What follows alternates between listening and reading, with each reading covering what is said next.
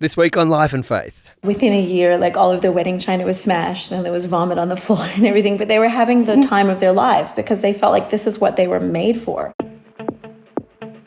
The Enlightenment is about the great individual. I get this cold feeling in my chest, my hands go sweaty, and it's decision time. Social media makes us see ourselves as larger than we are. How can I convince myself I'm a worthy person?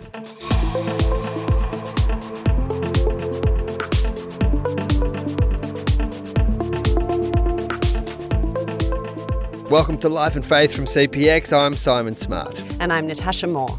Now, I wonder if you are one of the increasing number of Australians living in a big city and considering a tree change or perhaps a sea change, dreaming of a way of life that's less busy, less expensive, closer to nature, perhaps more sustainable. Now, it's a trend that started before the pandemic, but certainly seems to have accelerated in the last few years. And sitting in the traffic this morning, Natasha, dreaming of trees. Yeah. And I mean, people have a range of motivations for making a big change like that. But it's always fascinating to hear the stories of people who are choosing to live differently and what that looks like for them. Today's conversation is with Peirce and Christina Baehr, who run a hostel in the Huon Valley in Tasmania called Pilgrim Hill. Yes, it's an off-the-grid family-run hostel which particularly caters to visiting fruit pickers and other international travellers. And it runs off solar power. It offers a daily shuttle to the surrounding farms for workers. And Peirce and Christina also, interestingly, run an arts festival in the winter when the hostel is closed. And a big part of what they do is having shared dinners, followed by conversations about the big questions of life with their guests from all over the world. So whether you're interested in sustainability in a warming world, or community and hospitality in an atomized world, or spiritual things in a materialist world, I hope that you find their story and their warmth as captivating as I did. So my name is Peirce Baehr, and my wife is Christina Baehr. And we live here in southern Tasmania, in a very beautiful area of Tasmania called the Huon Valley. And we run a hostel for travellers, and we run an arts festival each year. And how long have you been doing that? We have been doing that since 2011. The hostel opened in 2018, but before we opened the hostel, we ran dinners in the local town for 5 years. For once a week for 80 guests a night. Yeah. It started with us hosting these free community dinners in a back room at the library, the local library in Huonville. And it was insane. We started out with like maybe 6 Korean travelers that we sort of found near the bus stop. Yeah. Then like a month passed and we had like 80 people coming to our dinners. And it was crazy. We were using like the little lunch kitchen at the back of the library where the librarians would, heat up, microwave their lunch. And that's what we were trying to cater for like 80 people for like a 2-course meal. And wow. So we outgrew that venue and then we moved to the local community centre that was owned by an Anglican church. And that was actually a really special time because we had volunteers from a whole bunch of different groups. But throughout it all, our vision was always to open a hostel. We'd had that vision we'd had the land for 10 years, and we had the vision for even longer. So Christina was a professional musician. She's a harpist, and she'd been playing all over the world, and she'd produced a number of albums. And I had been working towards 2 master's degrees. I wanted to teach in academia, and we met each other and we fell in love, and we looked at our gifts and we looked at the things that we were good at, and it came to the fore that we really wanted to do this instead. So we both kind of changed what we were doing and ended up doing this. So I'd had an experience in university working with a few different groups that do hospitality-based ministry at hostels in Europe. So I'd worked at a hostel in Amsterdam, which is near the red light district, called The Shelter, which is a Christian hostel, just showing hospitality to people. I'd worked at a hostel in northern Spain along the Camino de Santiago, which is one of the world's oldest pilgrimage trails. And people do it all the time for various reasons, often when they're at a crisis point in life or they want to kind of think through life. And I really enjoyed the hostel I worked at there. And so those experiences, Christina and I just started chatting about kind of where our gifts fit together, and we felt really kind of that was the thing. Yeah, hospitality was something I'd always been really, really interested in, and I love cooking, and I love different cultures. I love traveling. I've done a lot of international traveling. Hang on a second. Eva, you got to stop moving the blind with your toes. It's all getting on the interview. Just to jump in here, wanted to let you know the Baehrs have 9 children. So there's understandably a little bit of ambient noise, a little bit of controlled chaos going on in this interview. I was really interested in cultures around the world from my time traveling as a musician. I love hospitality. I love cooking. And so it was a really good way for us to work together. That's what we wanted to do rather than going and having kind of separate careers. At the time, we were sort of talking about a pre-industrial model of the household economy where you had a family working together and producing a lot of their own things that they needed and having a sort of an economic hub, as it were, in the home. And we were really interested in that. So that kind of, all those things fit together for us. Are there particular inspirations for that in terms of people you've read or studied or else kind of life experiences growing up that have fed into that? Yes, it was actually, I joke that it's a footnote, but I actually think it was an appendix. And a book by Nancy Peirce called Total Truth impacted me tremendously in the nature of kind of the way that the family was prior to the Industrial Revolution and that it was a center of industry and the people, the couple was working together towards a shared goal. And you kind of saw through the Industrial Revolution as the economy moved out of the home and the home became more and more kind of a shell, a place to kind of return to for rest and entertainment, but there wasn't that much that was happening in the household. And it wasn't so much that we were dedicated to this ideologically. It was just something that appealed to us on a deep level, that it was something that we wanted to do. We wanted to work together as a team using our gifts together out of our home. Yeah, okay. So another influence would definitely be Francis and Edith Schaefer. And we did go and visit a couple of l'abris. L'abri is the French word for shelter. And it's a series of communities around the world where travellers can stay and seek answers to their questions about life. It's been around since the 50s.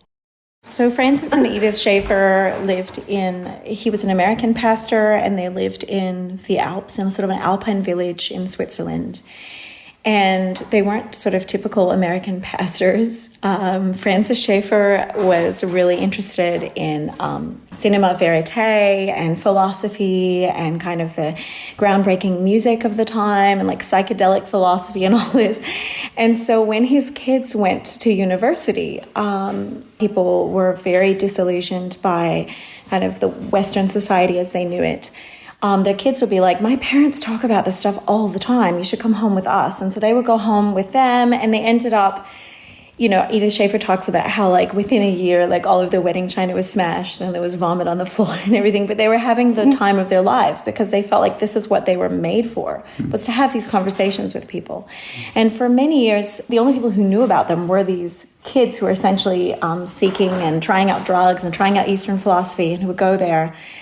And it wasn't until later that he became famous in American evangelicalism. And that's another funny story because, of course, he would go to the States and he would start lecturing to a university lecture hall full of kids who had taken, a pledge when they entered this Christian university never to go to the movies, never to dance, never to play cards or drink alcohol. And he's coming in and he's literally talking about, Bergman, and he's referencing all the stuff that they're actually not allowed to do, which is a fun story. Yeah. But anyway, that was inspirational for us. And actually, I have an interesting heritage from my maternal grandparents were part of the Catholic worker movement. They lived in a commune with Dorothy Day. My grandfather, my mother's father, was quite a brilliant MD, PhD. He had a PhD at that stage in chemistry, but they needed a doctor on their commune. And so he and his wife left to get training so he could come back and be the doctor on the commune. But during the time that they were away, things kind of changed and they ended up going for a different direction. But I have a wonderful photo of my grandmother lying in a field from that time. And also in one of Dorothy Day's books, she actually mentions my grandmother pounding up all the extra bits of a chicken to fry up. It was something that they used to eat because they were very into nose to tail eating, which of course is something that people are into now. It's fascinating to me to see a lot of those ideas very much to the fore now, with people worried about the earth and our impact on it. And so it's fun because I get to be up here and have my little mini homestead and welcome people to it. And it's a really wonderful talking point for all the people who come up here. I wouldn't say it's like the absolute top priority for me. I think people are the most important thing. You're talking about sustainability? Yeah. But it's a wonderful way to open doors to talk about purpose in life and what is our place in the earth, and were we designed to be part of an ecosystem? Are we just here and we're harming it? Or is it a way for us to live in harmony with God's design? As Christina says, for them, the heart of what they do at Pilgrim Hill is the people who come to stay. We originally thought, oh, maybe we'll do something like this in Europe. But Christina grew up here in Tassie, so her parents are American, and I'm obviously from the US.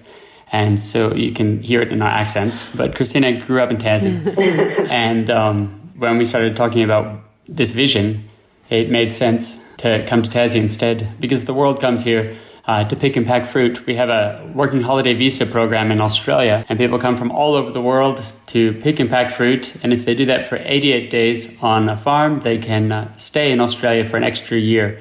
That's an enticing offer to lots and lots of young people.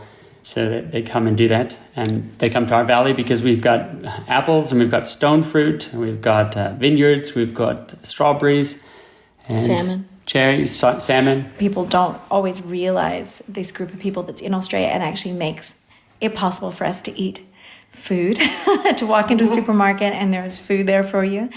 We often have people that come over to do this, and their professions are not what you would expect. I mean, one time we had this girl from Colombia. Mm-hmm. She was a producer of the top rating, I think reality TV show in Colombia. No, it was a talk show. I don't know if it was the top, but she was of a high rated talk show in Colombia. Yeah. And she was just here pruning vines, because she was I decided that that's not what I wanted to do with my life. And this gave me some time and she wanted to think. Reset. Yeah. And then we've had industrial engineers, psychologists, nurses, accountants. We had a guy who was a band manager in England. He was managing quite big bands and doing festivals and tours for them and stuff. And he was like, you know what, this is too much. And he was just here picking apples.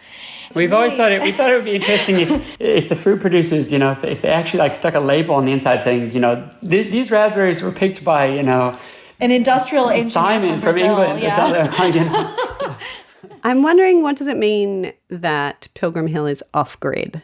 So we are literally 100% off-grid. We get all of our power from the sun. We get our water from the rain. We used to do all of our heating from wood on site.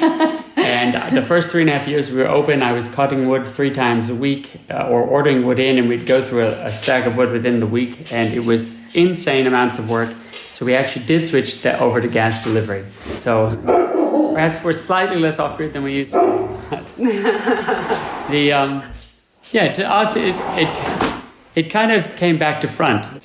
So the Christian concept of stewardship, of taking good care of the earth, is something that's been important to us always. When we found the property that we thought would be ideal, we discovered that we could not connect to the grid without a huge expense.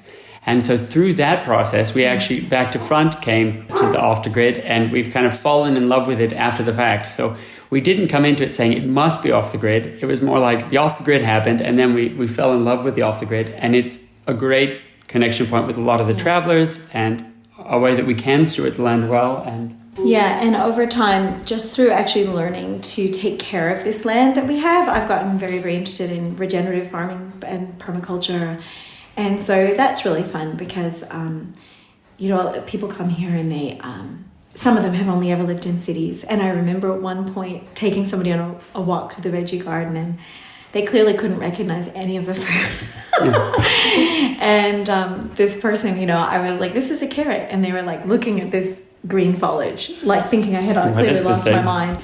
And then pulling it out of the ground, and the gasp of astonishment. It's funny. So we get people like that, but we also get people who come here specifically because they want to try out this lifestyle. And so that's exciting. I guess then you pay constant attention to the weather, to the sun and the rain. That's right. Is there kind of a spiritual impact of that for you? Oh, I definitely think so. And also, I should say, when we are reading the Gospels, so many of the parables are about agricultural labor. Yeah. And so it's funny because, if you were to go into a Christian church and listen to a sermon about one of these parables, you'll hear the pastor trying to explain about, being paid just for that day, about, being jealous if somebody else gets paid more, or about, sowing and reaping. They have to explain it. Well, these guys are living it. Yeah. So you're reading Jesus's like agricultural sayings, and they're just like, yeah. But all over it. But back to the sun and the rain. Yes, I think there's a really palpable sense of relying on the bounty of what God has provided in nature. So, the sun is shining today. I don't have to worry about, electricity very much because we get it from the sun. And there's a wonderful feeling when the tanks are filling up and I can take a really long shower. Mm-hmm. And that's just, I wasn't expecting that. And it's something I've really enjoyed about living off grid is the sense of being connected to a wider design.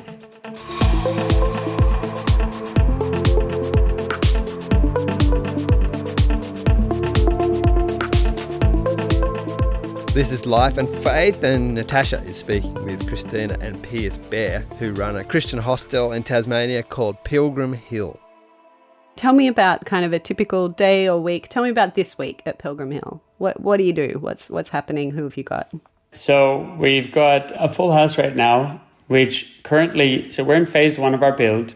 And so the phase 1 of the build is our house, the caretakers, plus we've got one dorm. So we actually are quite small right now. We've got 12, we can do 12 guests in the dorm plus 2 camping. And then we'll eventually build 2 more dorms and we'll be able to host 36.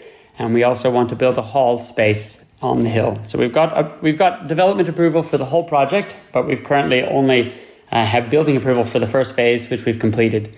And on a normal day, so, you want to speak to the normal day? No, that's okay. The day starts really early if we have to take people to work. We have a free shuttle. We have a free shuttle anywhere within... I am not a morning person, so that would be Peirce. He gets up and drives people down to local farms. We have quite a few local farms right around where we live, up here in the hills. And while they're at work, we have site care to do with, changing beds and cleaning and setting things up. We also have a lot of work to do in our veggie garden and landscaping around the property. It's a bush block, so there was nothing up here. So we, we'll be chasing wallabies out of our veggie garden. Yeah, and we've got... Peirce will be worrying about tiger snakes this time of year. I do not like snakes. And there's just... a lot of admin to do. We're a non-profit, so we're not here to make a profit. We charge a very conservative rate just to kind of cover costs and be able to host the travelers. And then in the evenings, on 3 times a week, on Monday, Wednesday, Friday, we run a dinner together, and that's kind of the hub of the community life on the hill. Yeah, it's a lovely way to turn it from a building with people, a dozen people from maybe a dozen different countries, into a community. Because they come into our house and we have dinner. We always have dinner and dessert, and we always make sure that we're catering for the dietary requirements. This year we have a lot of vegetarians, which the meat eaters are moaning about. And then we read the Bible over dessert, and I don't know if you can see in the back, but we have Bibles in many different languages. And one of the things that's a connection point for people, we kind of share with them that this is something important to us. And if it's their first night, I'll mention that you don't have to agree with anything we talk about. You're welcome to say anything. You're welcome to engage in any way you like. And we'll hand out the Bible in different languages, and we'll read through. Yeah, Peirce always says, you can disagree. You can tell us what you don't like about this Bible passage. That's fine. Yeah, so we'll have a bit of a discussion. Before Christmas, we'll read kind of readings through the Bible leading up to the story of Jesus coming. And then after Christmas until Easter, we'll read straight through Gospel. So just one of the 4 stories about Jesus. And then every Friday night, we do things a little bit differently because it's an open question night. And it's kind of the chance when the travelers can ask whatever they like about anything. Yeah, hard questions, easy questions. We always open a bottle of wine. Yeah, we have a bottle of wine and question night. Always helps. It helps. And it depends a bit on... From season to season, the vibe changes a bit on the hill, and sometimes it takes people a little bit to warm up to asking the questions that are really heavy for them, and sometimes they come right out with them. When we started the dinners on the local town, we kind of assumed that a lot of people would be very kind of naturally invested in some of these questions, that they'd have very hard and fast ideas. And it being the year it was, we thought we would get like Richard Dawkins fans coming in and telling us religion was evil. And that was really not what we've encountered. They're not engaging in this, that we find of the travelers are not kind of engaging in that way. They're not antagonistic to faith. Many of them just don't have any idea. Maybe if they come from Europe, usually it was their grandmother or their great-grandmother that was connected to faith in some way. And if they come from Asia, often they maybe have a friend who's a Christian. But otherwise, they are not connected in any way. And they're just curious. They're interested. Yeah, I think for a lot of them, they're just intrigued to be exposed to a different way of structuring your life, a different set of values, and a different way of seeing your place in the world. And so they're really interested in how we live, like how we interact with our children and how we make choices in our lifestyle. And it's an honor to be able to share that with people. People often say to me, oh my goodness, don't you get overwhelmed with having so many people in your house and in your life all the time? And for me, it's just been, so there are times when I have a lot of dirty dishes, and that's not my favorite. But the act of sharing our table with people from all over the world and kind of being given the privilege of talking about what matters most to us has been wonderful. Mm. And we have made so many friends. Honestly, just sitting together with someone, even if they're extremely different than you, different age group, different job, different beliefs, different country, different language. If you sit with somebody 3 nights a week, share dinner, and then open up the book that you base your life on and discuss it with them, you're going to have a pretty deep relationship really quickly. And that's been really special. And actually, that's one of the things I did not expect to be hard, because sometimes I get overwhelmed by the fact that we go so deep with people and then they may be here for even up to 6 months at a time. We do Christmas with them, we do Easter with them, we celebrate their birthdays. We always make their favorite dessert. And then they're gone, and that can be hard. Peirce is really good at keeping in touch with them. He has like all these chats with people, even from like... Yeah, I chat with people from each of the years, and it was funny, before we opened, we talked to a number of different parents who had run hospitality ministries and had kids at the same time, and kind of where the difficult points were. What worked and what didn't. We wanted to kind of structure ourselves in a way that was sustainable for our family for the long run. And one of the things we kind of sat down with the kids and told them is when they leave, it's going to be really hard. Our first set of like long-term travelers left, and Christina and I were just sitting there weeping. Tears rolling down our face. And the kids walked up to us and they're like, it's okay. The travelers are going to leave. It's going to be hard, You bring them well. We have this funny thing that we do. I don't actually remember how this started, but I sing a lot with our kids, and they're homeschooled, so they're here a lot. So they do get quite close to the travelers. But we have this tradition where we go out and sing this farewell song all together. If we don't do it if someone's just been here for one evening, because that would be weird. But if they've been here for like 3 to 6 months and we feel like they need that moment to sort of reflect on, the love that our family feels for them, we'll go out and do this song. And Peirce can't even stand to be there. He's like, this is the torture song. Because what happens is they stand out there and they have their phone ready and they're taking pictures and they're so happy and they're smiling. And then as the song goes on, you just see their face change. And then the tears start. And we've done this with like men from countries that are not meant to be demonstrative, and they're literally just like crying by the end. So we do feel like a family here, and the kids very much. When we also thought, because we wanted to design this here that the kids, weren't kind of in threat, and kind of put boundaries in. And it's funny because we went in with that mindset. It's almost the reverse. We have to kind of protect the travelers from the kids, because the kids love the travelers so much, and they're always wanting to play with them and interact with them. And, we have to kind of pull the kids away so that the travelers have space. Sounds a little bit, with the singing, it sounds a bit Von Trapp family, because you have a lot of kids, right? Without the orderly part, where they're all like snapping to attention. One thing that I love about having a big family and raising them like this is that they're very, very aware of the world. So when I say they're aware of the world, they might not like know a ton of geography necessarily, but they're very aware of the countries and the languages and the cultures. And it's really lovely. You know, one year we had this girl come from Mongolia, and all of our kids found out she's from Mongolia, and they got so excited. And they were just like asking her all these questions because they had watched a documentary about Mongolia. Like they already knew all about Mongolia. And she was just so shocked because she was like, nobody knows about Mongolia. and I love it because often the kids will, if they're talking to a Chinese speaker, they'll ask, are you from China or Taiwan? And we never taught them to do that. But like that's very much an awareness of theirs that like those are two different countries, and people like, you know, that it matters to them which one it is. I wanted to know more about the dinners with Bible reading. Are people up for that? Can guests opt out? No, the dinners are not compulsory. So we say, you know, we offer dinners 3 times a week. If you'd like to attend, let us know if you have any dietary preferences. And so far to this point, we've never had anyone say, no, I don't want to attend the dinners.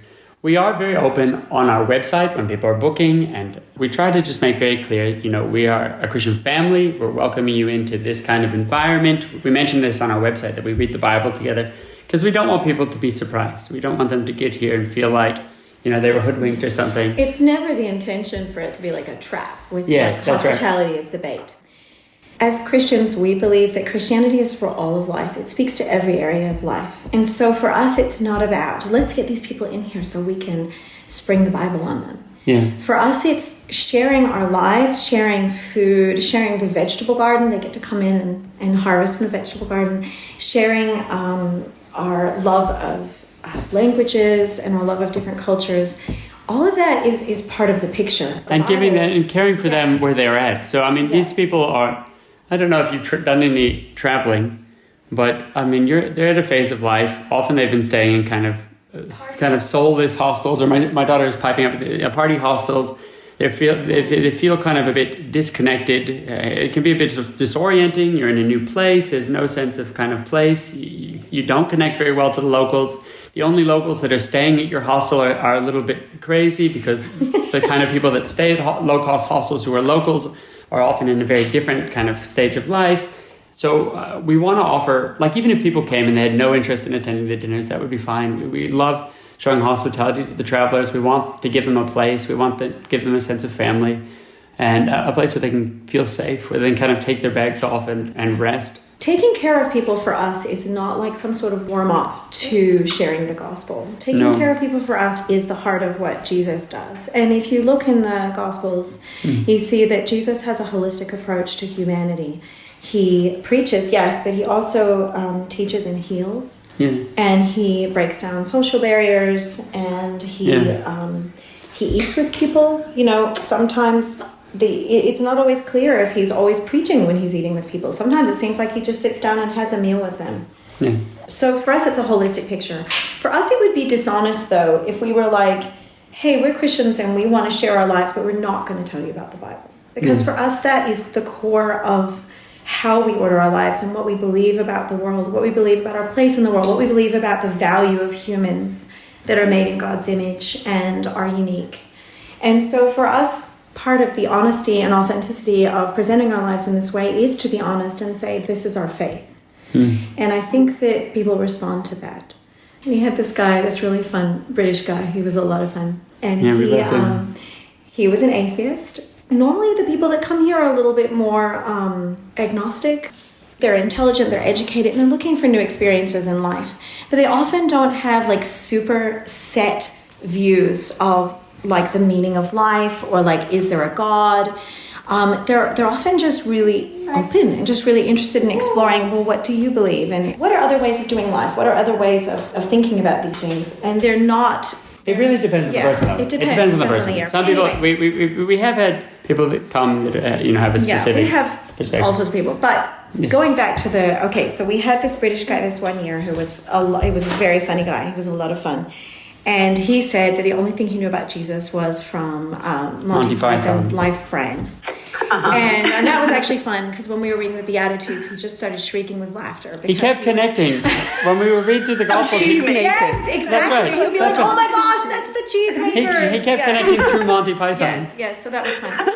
But it was... And he ended up coming again the next year. So we've had things like that happen and as he well. also has sent other people. But one thing that was funny with him is that he told us he loved being prayed for. Yeah. So often at the end of the meal, we'll just say, hey, does anyone have anything they want to share that's bothering them or that you want to celebrate? Because we like to talk to God about it very briefly. And it's just a short prayer. We never ask anyone else to pray. It's just us kind of going, And often when you're traveling, you can kind of be in your own little world, and you can have something that's important to you that's happened back in your home country, and there's no real kind of context in which you can share that, because it would be kind of awkward. Like, you're not going to say, oh, my sister had this thing happen. Yeah, so that's kind of a time when people can kind of share their kind of celebrations and the things that they're down about or things they want prayer for. Yeah, and this British atheist, he just loved it. He was like, it makes me feel so happy. I love the prayer time. I ran one of the dinners without you a few weeks ago, and people were talking the same thing about prayer, that they just really... I felt like that was something that they were missing, was this kind of context of prayer. Yeah, a context where people could sit together and share things that were important for them that week. Even if they were tiny, they were just things that for some reason were important to them that week. And then people were able to express care. I mean, for us, we know that there is a loving God listening to them. And so for us, it has that layer of meaning. But for them, it had another layer of meaning, which was just people sharing these things together. I asked Peirce and Christina about the contribution they want Pilgrim Hill to make. Big picture. Well, the fact is, we have these people coming into our community every single year. And they're a huge part of our economy, and they're a huge part of our community, but they're not really seen by the Australian public. And so to acknowledge their part in our culture and our society and our economy, we feel is important. And to take care of them, we feel has value. Because as Christians, we believe that all humans have value. And this is something that we can do in our local community that acknowledges the role that they play. And it provides a service. It's a service that people value because they come here and they're strangers, and they come here and they have no community connections. And occasionally things don't go well for them. We've talked about the happy side of all this, but sometimes, in some of the hostels there is sexual assault, and in some of the farms there is labor exploitation. But we can help people in a situation where they are a little bit vulnerable. They come over and they've often come straight out of university and they've never done manual labor before.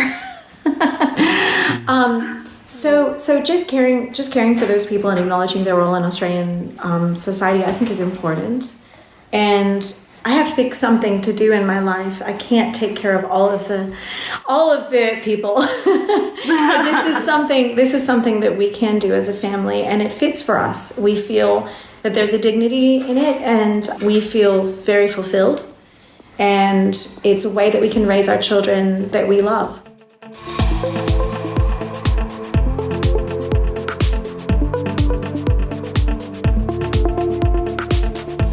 This has been Life and Faith from CPX with me, Simon Smart, and Natasha Moore. Our thanks today to Peirce and Christina Baehr for speaking with us, and their various children with cameos. You can find out more about Pilgrim Hill from their website, pilgrimhill.com.au. Also, thanks to our producer, the indomitable Alan Douthwaite. As always, if you liked this episode, we would love for you to share it with someone else you think would enjoy it. Word of mouth is the best way for people to get into life and faith. We'd also love it if you'd leave us a rating or review, and do subscribe on your podcast app so you don't miss any episodes. Next week. For the longest time in the ancient world, societies were thought to be permanent. Rome called itself the Eternal City. And the idea, therefore, that a society can be fundamentally critiqued and a more appealing option offered was just not part of the mental furniture. There was just no category for understanding that.